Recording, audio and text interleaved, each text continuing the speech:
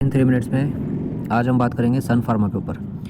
सन pharma जिसके ऊपर अभी फ़िलहाल जो सन सेबी के साथ इन्होंने अपना जो भी केस था वो सेटल कर लिया है और अब इसके ऊपर डिफरेंट ब्रोकरेज और दूसरे हाउसेस की भी अब रिपोर्ट्स आना शुरू हो गई हैं। फ़िलहाल इसके बारे में यहाँ स्टॉक मार्केट में आप मेरे सामने 1 वीक का मैंने आपको कैंडल खोल कर रखी हुई है और 1 वीक वाला चार्ट आपको दिखा रहा हूँ। 1 वीक वाला चार्ट इसलिए दिखा रहा हूँ क्योंकि आपको इसमें ईयरली ग्रोथ जो रही है वो बहुत जल्दी पता लग जाती है स्टॉक की।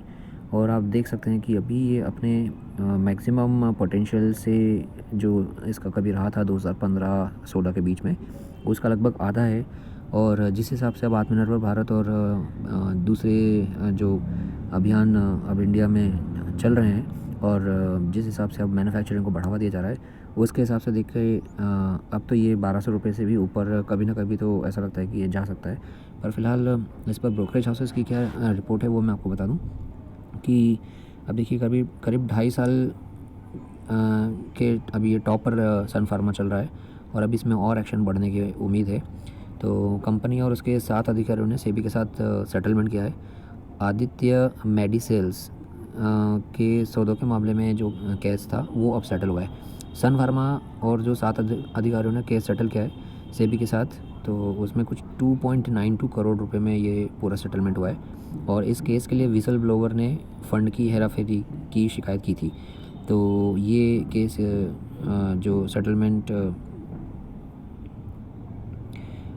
फाइनली हुआ है, तो इसके ऊपर ब्रोकरेज जो हैं उन्होंने क्या रिपोर्ट दी है मैं बताता हूँ आपको।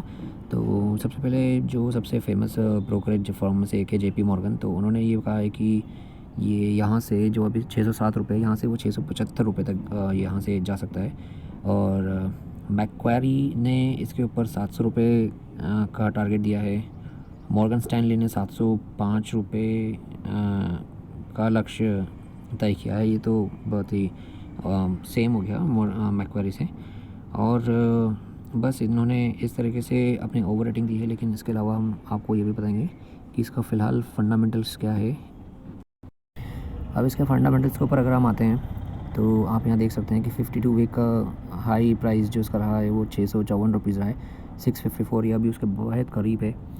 लेकिन मैंने आपको 1 वीक का कैंडल दिखाया था जिसमें ये करीब 1200-1300 रुपये तक के हाई को 2015-16 के बीच में इसने बनाया था। और अभी फ़िलहाल इसका जो मार्केट कैप है वो 1,45,711 करोड़ रुपए है। ये काफ़ी अच्छा जो मार्केट कैपिटल है। और इसकी जो बुक वैल्यू है 101 रुपये 68 पैसे, प्राइस बुक 5.97 और पीई 49.09 है।